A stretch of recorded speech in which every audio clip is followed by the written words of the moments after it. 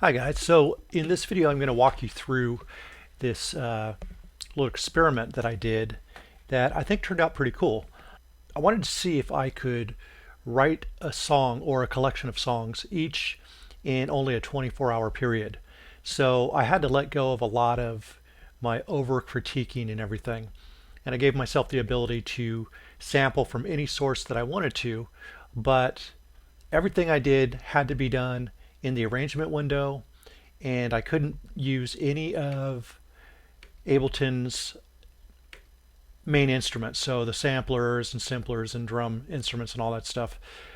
I restricted myself from using those. So basically everything that's built is built from samples from different sources. And I grabbed these samples from YouTube, from interviews, from Spotify, whatever. I approached this song as if there were absolutely no rules or no legalities, and I just wanted to see what my mind would do given the opportunity to use anything that I felt inspired by. So that's what I did, and I came up with four songs, most of them complete.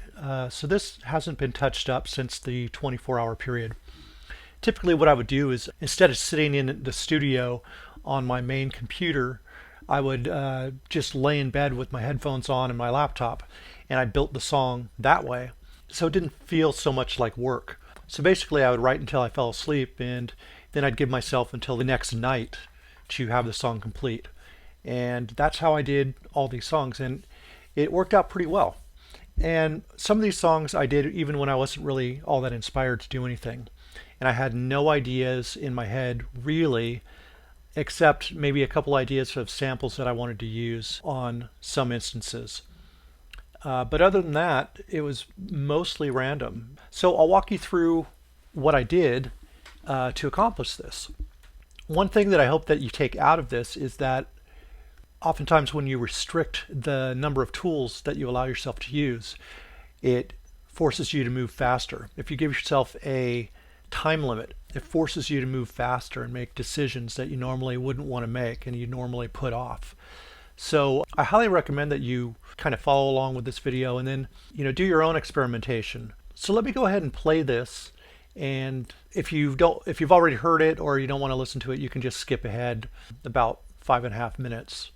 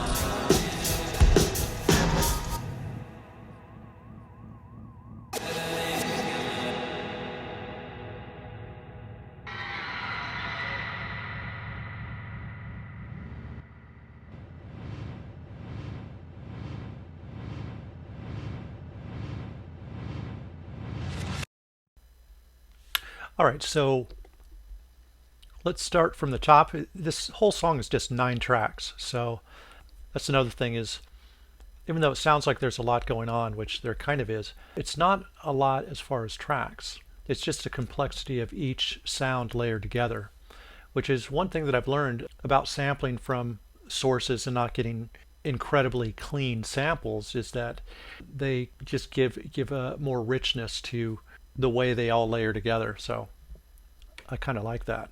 So anyway, let's start here with the drums. So I'll show you in the song.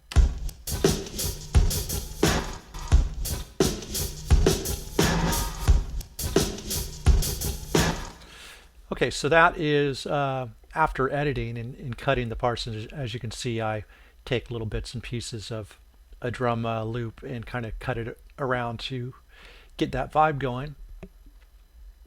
And this is the original drum beat that I cut it from.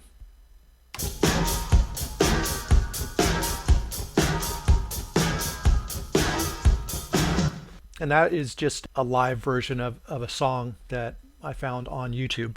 The way that I get the audio is much like the way that I record this video here. I use ScreenFlow. I'll record my screen while I'm just capturing sound, and then I'll convert that to audio. And that's how I'll get this into Ableton. Okay, the next sound is just this here.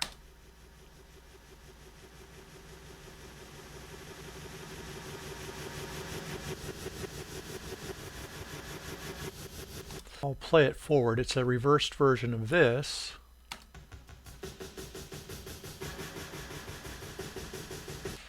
Which is me just running the drum parts through a long delay. And I think the delay was set to either 1 or 2. It was just a simple delay. So let's see if I can find this here.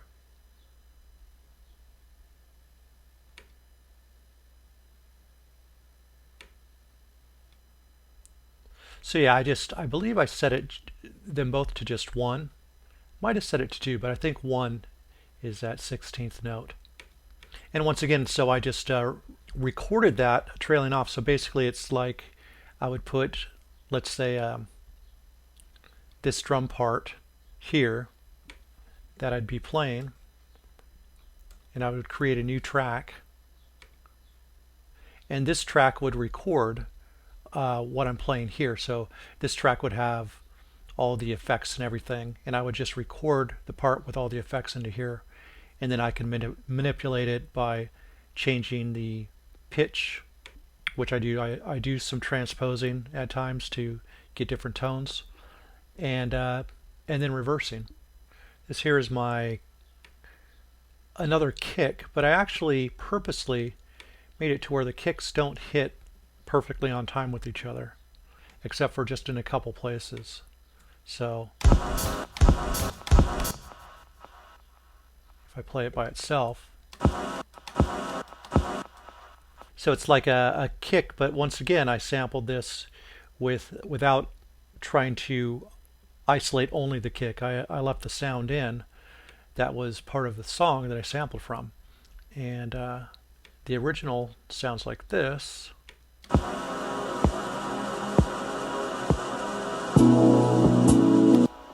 And I also sampled the same song here to get that long, lush kind of pad sound. And basically, that's just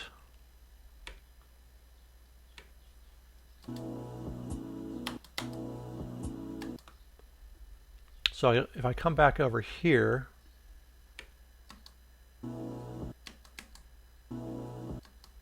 that's all it is just a little bit of the sound. And then I run it through a filter delay, a flanger, and some reverb.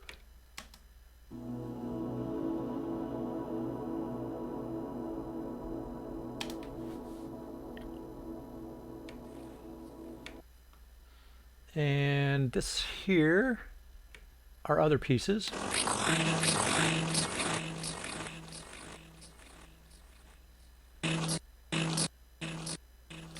Okay, so this part here is it's just a tail end of this sample here. And if I turn off the effects, be quiet, be quiet. That's the original sound, and I just inserted a simple delay at quarter note, and then a frequency shifter. Be quiet, be quiet, be quiet, be quiet. And then I cut out the lows with a EQ8. And this here.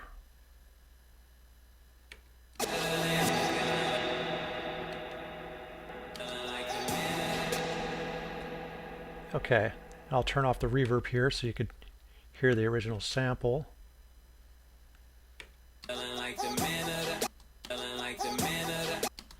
I'll tell you, what I was doing was I was trying to record something off of YouTube, and I ended up recording an advertisement, and the advertisement actually had this in there, and I just thought I would cut that part up.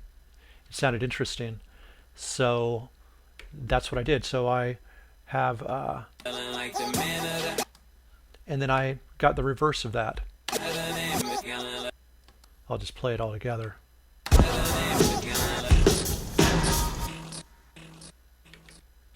Turn on the reverb.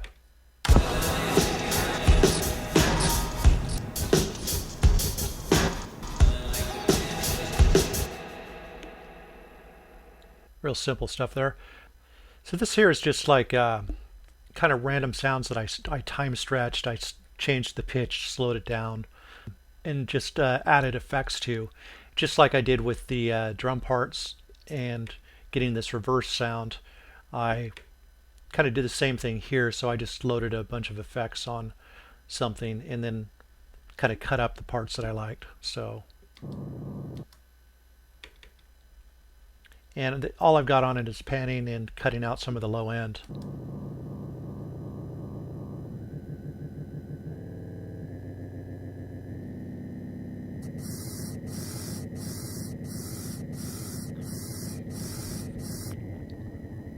You'll be surprised the kind of sounds that you can get just by stretching them. So that's pretty much all I did here.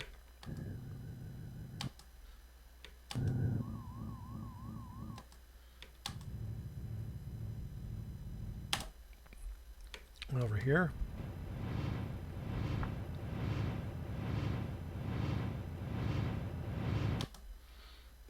Pretty basic stuff, really. Overall, like I said, by having the time constraint, I had to kind of think really quickly and use simple tools. And then this last one is just me putting my iPhone out the window and just recording the wind.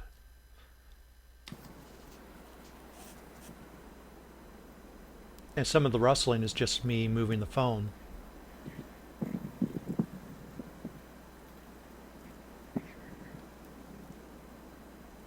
So normally that would be stuff that you would want to cut out, but I just liked the artifacts. I thought it added to the atmosphere overall to the song. So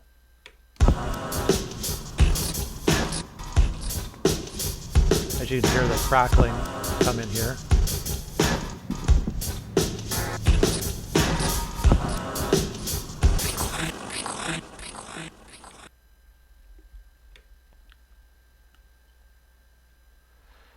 Let's see what else I've got here. I think I've got a couple other samples. Back in 1895, Lyman T. Davis picked up the first batch. Okay, this was just a completely random sample. Probably from the same commercial or from another advertisement that happened before YouTube. And I just put a lot of reverb on it and tried to drown out what it was saying and just use it as kind of like a atmospheric tone. Back in 1895, Lyman T. Davis cooked up the first batch of Wolf brand chili. There you go. So, but with the reverb, you can't really tell what it's saying. It just kind of gives this ghostly type of interesting sound. Back in 1895, Lyman T. Davis cooked up the first batch of Wolf brand chili. Of course, now that you know what it says, it's easier for you to hear it.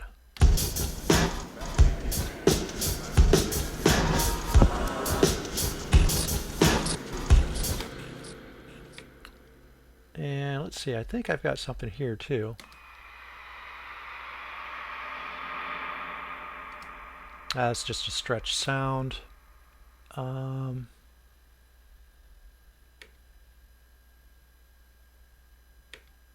let's hear what this is. Even if it's about nothing, I know what kind of nothing it's about.